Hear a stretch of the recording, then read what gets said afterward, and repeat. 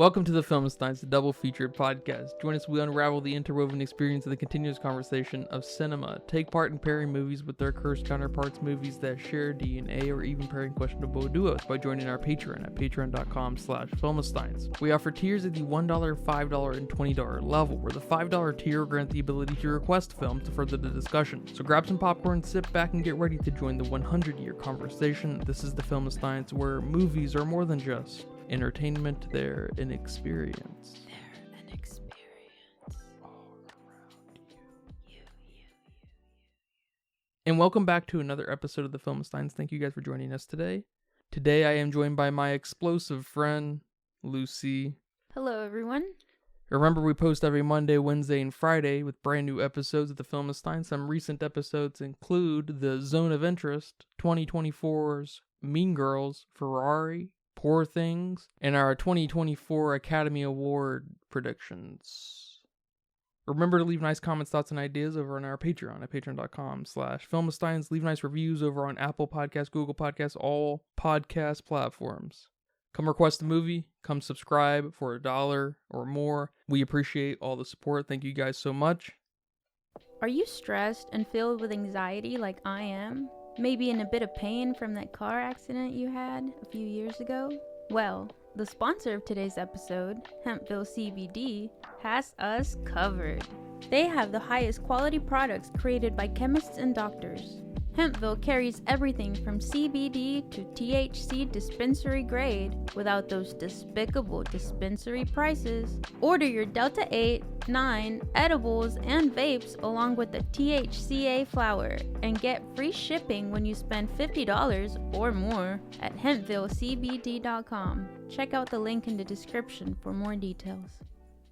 But today we'll be discussing a very interesting film, Clint Eastwood's 2019 film, Richard Jewell, about the character assassination of Richard Jewell. But it's interesting because I have here probably the biggest fan in the world of this movie. Yeah, you do. I will just say right off the top that this movie starts to fit that mold of that movie-going experience, that typical movie-going experience of the kind of baseline expectation that I want out of a movie. I like this movie quite a bit. I like a lot of things about it. Kathy Bates, for example, was amazing in this movie. But as you'll come to learn, I am not as much of a fan of this movie as you are. I like this movie, don't get me wrong, but I don't love this movie. It's fine.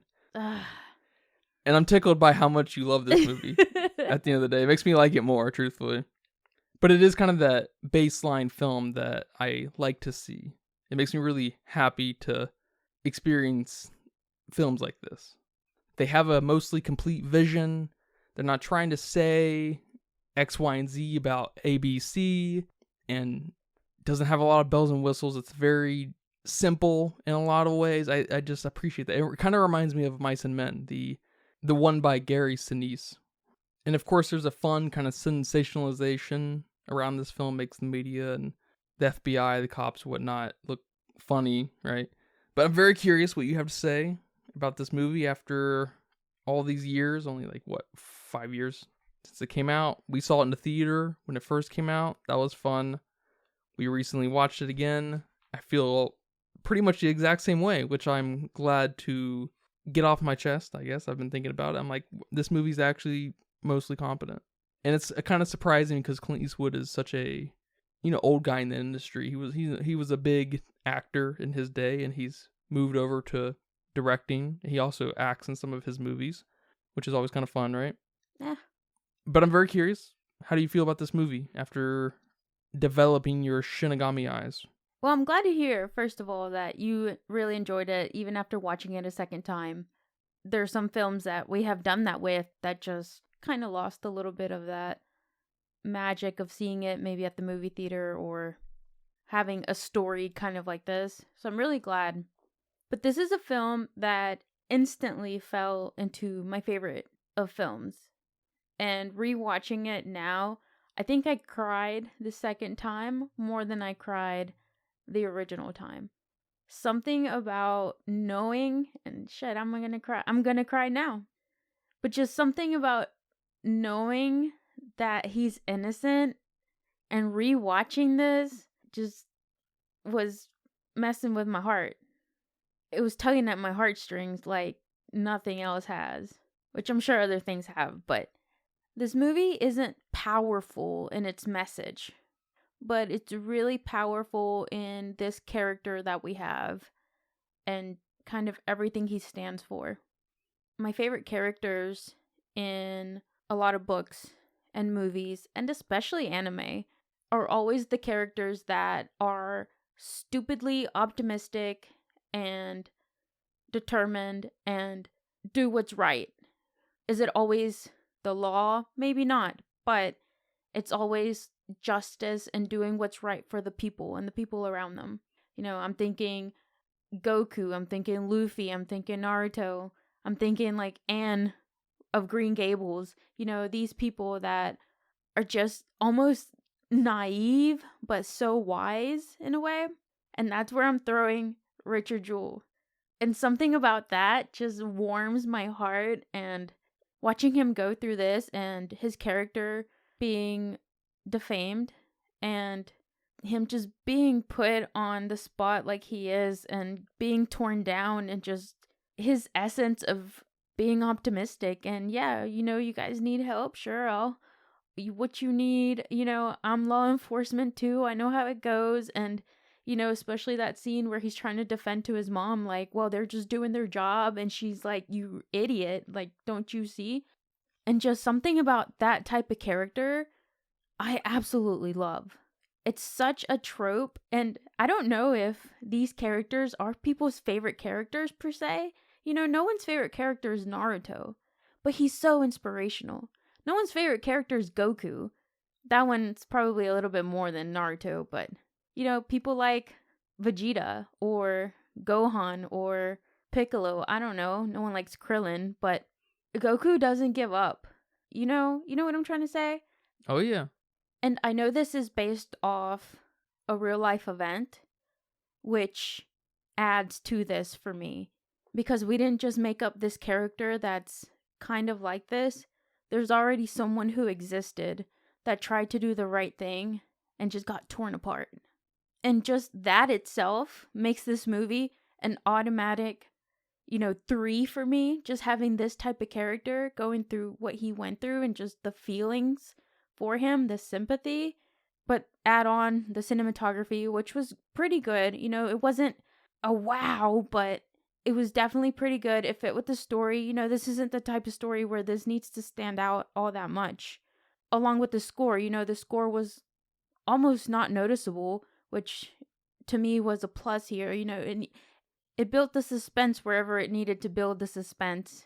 Again, with the camera work. Maybe what didn't put this as like a big 5 in my books are the performances.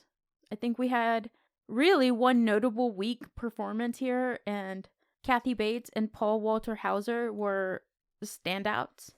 And I even love the pacing of this movie. One of the complaints I saw online mostly was the pacing and just kind of how boring it was when it first started.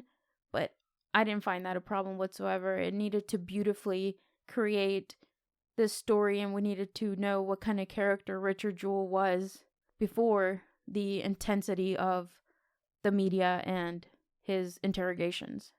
Yeah, I guess if you're not charmed by the hero idiot and the kind of shenanigans that comes with that, him pulling people over on the highway when he's, a university security guard, if that doesn't tickle you, you probably won't get a lot of mileage out of the first 25 minutes or so, 30 minutes. But they definitely go hard on not letting you forget who Richard Jewell is. And you can almost see a little flatness in him because he's got one thing in his mind, that he is going to be a cop, that he is a cop, that he shares a similar mindset to people like the FBI and whatnot. But he's a little bit of an idiot at the same time, so it helps kind of justify his simplicity. And it's really kind of a great case study, or maybe even almost like a classical Platonic take on the intricacies of the justice system and what a sensationalized kind of extreme case can look like directed at someone who is sort of divorced from the right and wrong within the law itself and just has his own simpler, I don't know, maybe black and white view of the world. Does that make sense? I think that's a good way of putting it, because these type of characters do have that black and white mentality of justice, and it never works for them like it should. And of course in Goku and Naruto's example, these are animes, so they could theoretically work for them in a way, but this is somebody's life. This was somebody's story, and unfortunately, you can't get away with that kind of thinking out in the real world, which is another reason why I have such a soft place in my heart. Because if only we could think that way sometimes, if only we could just think, okay, that's obviously not good, and that's obviously good.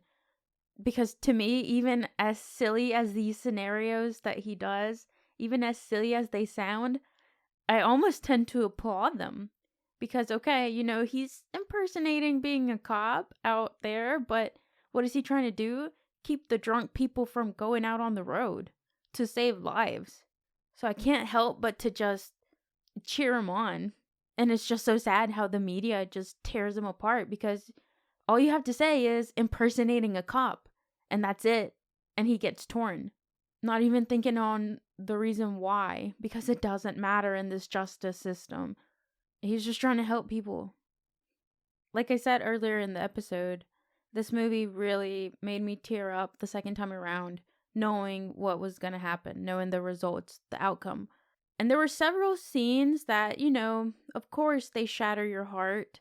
Like the scene where Bobby Jewell is giving that speech at the end, begging for the FBI to stop investigating her son if they're not going to charge him, and begging for the president at the time to help, to intervene. How is this happening to her and her son? They're not guilty. They're innocent.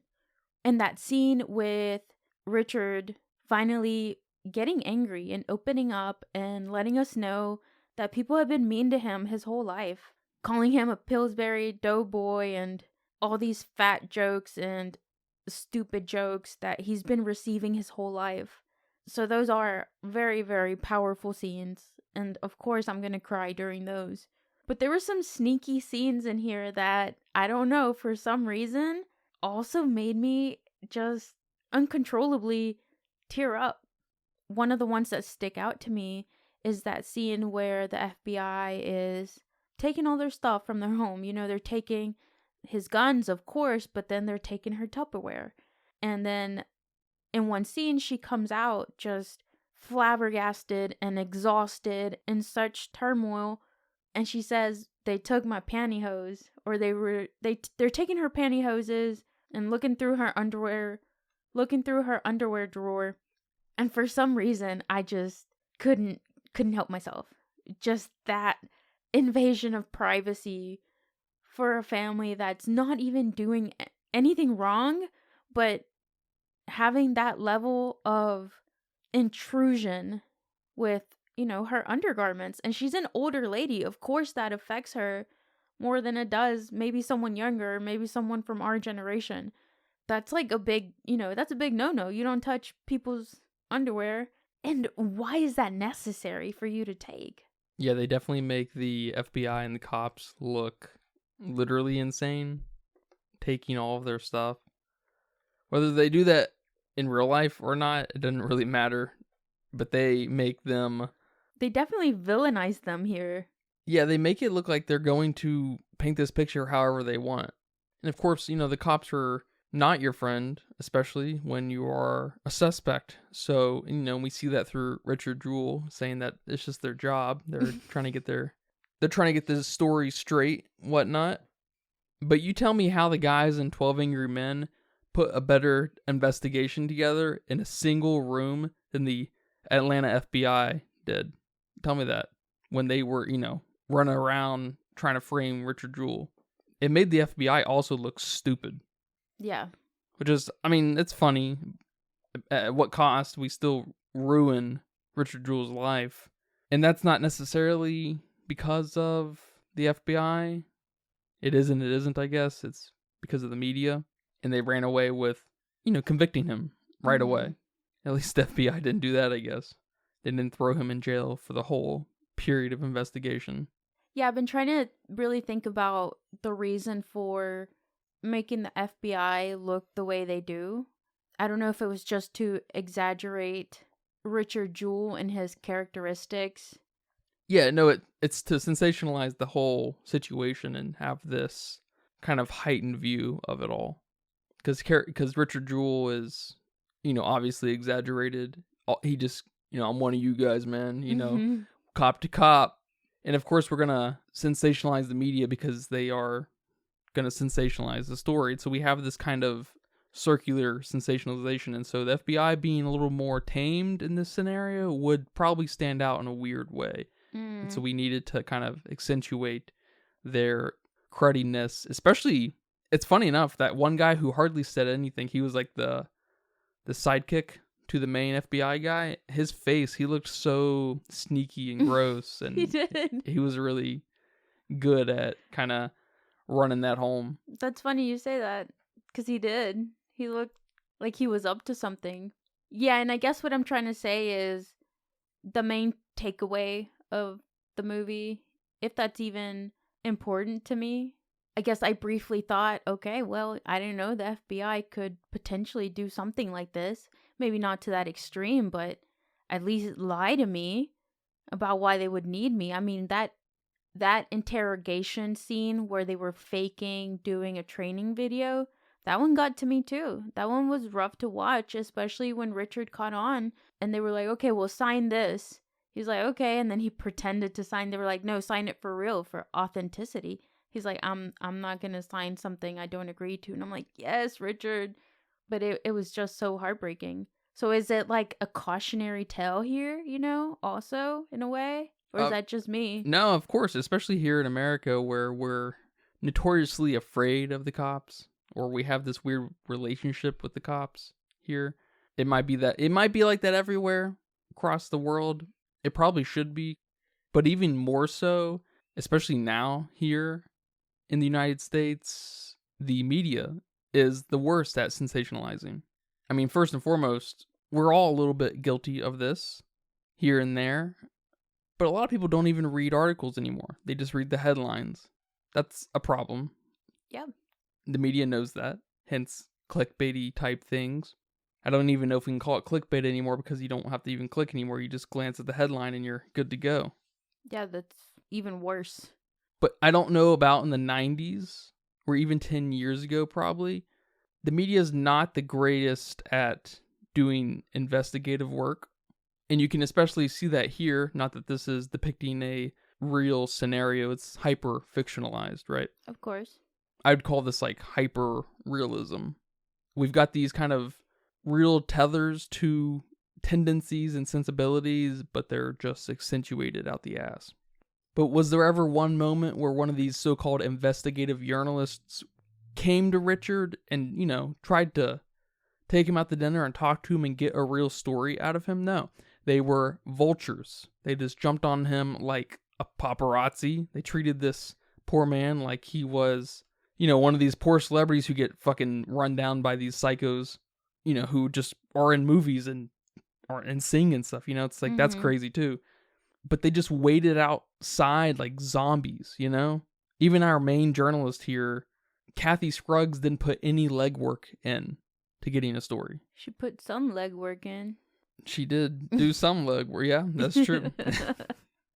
I think that's very nicely said, because no, we don't see that for many of them. Of course, like you said, this is an exaggerated case, an exaggerated film of a real life event. But I do like that we do have some guilt from Kathy Scruggs eventually at the end, even though she still refused to do a retraction article about anything. And even when the lawyer, Watson Bryant, brought him to the newspaper place, she couldn't even look at Richard Jewell in the eye. Was that for the guilt, or was that because he was fat? I mean, how despicable is she? Yeah, she's totally irredeemable in this movie from every angle. How did you feel about Olivia Wilde's performance of Kathy Scruggs? You know, it's hard to say because we didn't get anything real performative out of her. She was playing a caricature of a scumbag. And I haven't seen an awful lot of Olivia Wilde, I don't think. I guess I'm mostly familiar with her directorial debut, Don't Worry, Darling, where she's a little out of her league, I think, trying to put something like that together. The only decent thing about that movie is Florence Pugh and maybe a little bit of the world she built out. Yeah. But that's just kind of that 1950s suburban aesthetic, which is fun, but still you got to work for that. And so that I respect that, but her performance in that movie also is just kind of whatever. You know, she's a very inconsequential actor. So, but it's kind of hard to say because I've yet to seen her in anything that's real performative or character driven. She's just a caricature in everything. But I agree with you. I think Richard Jewell and Bobby, their performances are very good. Kathy Bates obviously steals the show away when she's on screen. I probably cried every time she was on screen. Yeah. Just because she's got a lot of oomph in her, you know. Yeah. To Richard Jewell's credit, he's, you know, a little bit of a simpleton, so we get a little less out of him. And so, but when we get those explosive moments, they do hit pretty hard. My favorite one is at the very end when he's sitting down with his lawyer, Sam Rockwell, is that his name? Yeah. He's also fun. He plays the same character and everything, though. Oh, does he? But he's a fun personality in a movie. That's my favorite moment out of Richard Jewell, when he finally kind of just takes control as much as he can, I guess, because they still at the end have to, you know, kind of have the final say and like, here's your letter. And, you know, it's an exciting moment, but it means so much to him, especially because he knows how much it'll mean to his mom that's finally over. She won't be invaded anymore. Yeah, when you showed me a picture of the real Richard Jewell, I thought that was a great fucking casting decision. In makeup, I don't know how much of a transformation he had to go through. I saw him very briefly in an interview and he does look different, of course, but not much. So that was pretty awesome to watch, just how great of a casting choice they made. And he even mentioned that when he met the real Bobby Jewell, that she just kept staring at him because she was like, oh my God, you look so much like my son. And not only physically, but a little bit of your mannerisms too. And that just melted my heart hearing him say that. I'm like, oh my God, that's awesome. that is awesome. He got his wish too at the end. I know. I mean, I was still crying by the end, so I can't even tell you when it began or didn't, or I can't tell you when it began or when it stopped. It's such a good movie. It's even hard to talk about because it's just something you have to experience and really put yourself with the character and really be a compassionate human being and sympathize. Yeah, and how about we stop convicting suspects as soon as they're kind of a fun name to put in the paper or on TV, right? Some countries respect the severity of defamation and give you a little bit of privacy so your life isn't ruined, so you're not fucking canceled ultimately. So how about instead of Richard Jewell in the paper, we put Richard J. Yeah, instead of saying the security guard who found the bomb, just say the FBI has a suspect, Richard J. Or RJ even. It's such a sad story, and that's so sad to hear that has to be something we make into a law, that some other countries have that as a law, that it's not just common decency that comes out of us and comes out of the ethical role we play in people who are in this kind of position, like journalists or investigative journalists or cops. And even now to today, to 2024, we hold some of that power too with all our social media stuff. So just have some fucking decency for other human beings. Yeah, man. Well, thank you for watching this movie with me again and talking about it here today. No, thank you for watching this movie with me. I hope I didn't make you cry just through being in the same space. Do you have a budget guess for me here today? I do, and I am not confident about it because I don't know many Clint Eastwood films. Something tells me he's an expensive man. He likes to spend the money. I don't know. This movie looks expensive because there's a lot of people. Not a lot of places, but a lot of people. So I gave it 90 million. Shit. Oh no. That's a lot. It says here that it's 45 million. Oh. And it went on to make $44.6 million. So. What? Yeah. Excuse me? No. No, don't tell me this. Hey, that's all right. We were never expecting a sequel, so. You'll be happy about this, though. According to Letterboxd, with 119,000 people, makes sense about with how much money they made. Right? Yup. They weighed in at a 3.6. Okay, that's pretty good. It's surprisingly high, I think, actually. I, of course, will give it a 4, and I will recommend it to everybody. This is a family movie night movie. This is a movie that's going to make you cry. And if it doesn't, then watch it again and pay attention. 3.6 is not bad. Not bad. I wish it would have gotten more. I wish it would have made more money. Something like this deserves it. Well, I hope you guys enjoyed this episode of the Filmistines. Remember, we post every Monday, Wednesday, and Friday over on patreon.com/Filmistines, Google Podcasts, Apple Podcasts, Spotify, Pandora, all the goods. Thank you guys so much for all your support. Come request a movie. Come write in. Come subscribe. Thank you guys. But until next time, take care. Bye-bye. Bye-bye.